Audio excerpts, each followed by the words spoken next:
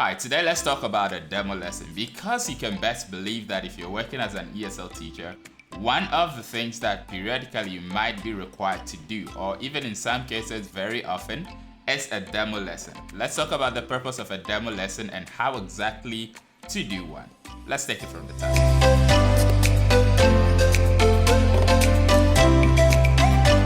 So what exactly is a demo lesson? A demo lesson is basically a demonstration. That is where demo comes in. Demonstration. So a demo lesson is there to give a presentation of what your school offers, what the teacher can do, what a course entails, or whatever the customer can get out of what is happening in your school or in your center. So basically a demo is like a trial version, just like a software. In some softwares you can try for 7 days. They say you can try for 3 days, a month or so before you choose to purchase the software. So a demo lesson is basically something like that. It's there to help the parents to have a feel of what it's going to be like when they are bringing their student, their child, their work to your school or your training center. What you need to keep in mind as a teacher is that for the parent, it's a demonstration. For the school or for your workplace, it's a way to get new customers. So you have to keep this in mind when you're going to do a demonstration, is that you're going to want to try your best as much as possible to impress the parent, because on those grounds, they can make a decision to sign up. So you have to be on your best behavior. You have to be on your highest spirit. You have to be on your highest energy. You have to prepare a really good lesson. So let's talk about how to prepare a lesson for your demo class. In order to prepare your demo lesson, you have to keep a couple of things in mind. Number one, you need to know the age of your student, the person who would be learning in the demonstration. You also have to keep in mind that it has to be fun and interactive. You have to keep in mind that the person has to learn something. And when it comes to learning something, you rather have to focus on short-term memory rather than long-term memory. I say that because you have to make sure that when they go home, they can actually remember what you have taught them. You're not looking at the long term like a 6 months, because at that point, they haven't really signed on to your school yet. So what you want to do is you have to make sure the lesson is something that in the next couple of days is something that is going to keep ringing in their head, and their parents can make a decision out of that. If possible, I mean, the demo lesson is for the student, but you need to know that the student doesn't pay the bills. It's the parent that pays the bill. So in some way, if it is possible for you to involve the parents, you probably have to gonna do that. When you're teaching and you realize that the student already knows what you're teaching, then you have to try and put some dynamics into making it as interesting as possible. So for example, you want to teach colors in this demo lesson, and then you realize you're teaching red, yellow, green, blue, and the student already knows red, yellow, green, blue. You can't go back to prepare another demo lesson. The best thing you can do is to try and make it as interesting as possible. Try and play more games. Make it as fun as possible in a way that they haven't experienced the whole process of learning those colors. So in such a case, you don't necessarily have to go strictly according to the steps, which we are going to talk about in a bit. Now, the next thing is when you're teaching and you realize that the student does not know what you're teaching. First thing, you're going to try to not rush through the lesson. You don't have to make your mind that, okay, I prepared a lesson for 3 words. I have to finish these 3 words. That's not what it's about. You're going to make sure that you are focusing on a few words and the student can actually remember and learn something out of what you're teaching. And it's going to be something that they're going to remember over a long period of time. Now, let's go on to the steps, some of the things. So, for instance, number one, it's always the introduction. You're going to say, hello, how are you? You're going to make sure it's basic. So, sometimes your student is someone who can speak English or has some basic knowledge about English already. But sometimes also it's someone who doesn't know anything at all.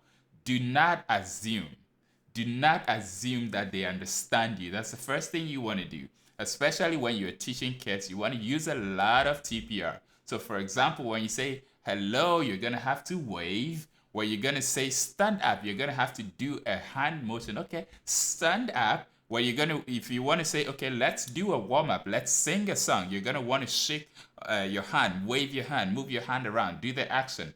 let the kids know what you want to do. So the first thing is introduction. Hello, hi, how, just keep it simple. The next thing you're going to want to do is a warm up, something to make the kids active. Just a really simple song. If you're happy, happy, happy, clap your hands. Okay, so let me do a simple demonstration. Hello. Hello. Okay, I say hello. You say hello. I say hello. You say hello. Okay, that's for introduction. That's enough for someone who's a first timer. Now on to warm up. Okay, stand up, stand up. Now you're gonna have to signal to the parent to or any other person who's around to help the child stand up because you're gonna sing a song. Let's sing a song. Sing a song. You're gonna want to say that a few times, okay? Then we move on. So if you're happy, happy, happy, clap your hands. If you're happy, happy, happy, clap your hands. Okay? And then you're done with that. Then you move on next to a lead-in. If you're gonna teach animals, you're gonna want to do something like woof, woof, woof. What is this? Oh, the child is gonna guess. Meow, meow. What is this? The child is gonna guess. Oh, what is this? The child is gonna guess, Then you are leading into the idea that, okay, we're going to learn something about animals. And then the child begins to get a fair idea about what you're going to learn for today. That will be your lead-in. Now, presentation, you're going to take the words one by one. So you take your first word. You take your first card. You're going to want to make it as fun as possible. Don't just whip out the flashcard and say, what is this? Okay? So, okay, let's do an action. What is this? Woof, woof, woof. What does this? And then the child is going to be interested. The child is going to say, oh, if they're most likely going to say their local language if they don't know it in English. When they say it, okay, then you can maybe, one of the things I usually do is I hide the flashcard like this. And I'm going to look, oh. Then the child begins to wonder what it is. And then I sometimes flip it around like that. Okay, so I flip it around like that. And then the child begins to, shout like they've seen it. And then finally, you show it to them, say, okay, let's say it together. Dog. Okay, let's say dog. Okay, now you're going to touch okay, now we're done with presentation. Now we're going to do practice and production. Practice and production. Practice, you're going to, do it with the child. You're going to listen to their pronunciation, everything about the word that they've learned. So you're going to let them say, okay, let's say it together. Apple or dog or cat. Okay, now touch the card and say apple. Okay, very good. Now stand up. Let's jump and say dog.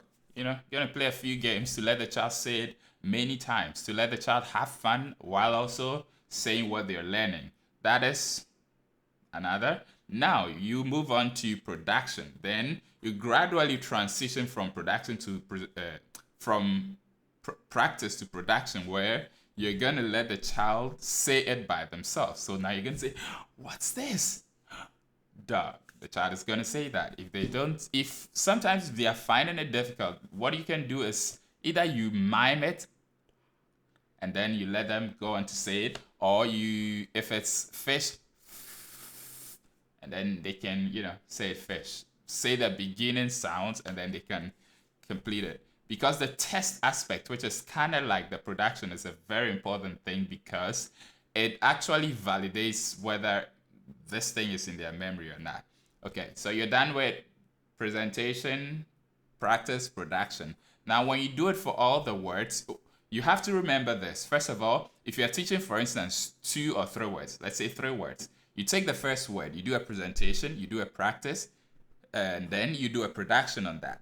And then you take the second word, you teach that second word, you do the 3 P's, and then you do a single P. You do a practice on those 2 words. You play some games for those 2 words. Then you teach the third word, PPP, for the third word. And then you do a practice for the 3 words again. And then finally, you can do a production for all the words. So that's what I usually do. Now, when you're done with that, you can do a final review. Okay, let's say it together one by one. Cat, they change the next word. Dog, change the next word. Fish, and then you're done. Then you're going to go to conclusion. And then you can just, if there's something else that a parent has to do at home, you inform them. So one of the things you need to keep in mind for a demo lesson is, again and again, one, the demo lesson is there to help your school get more clients.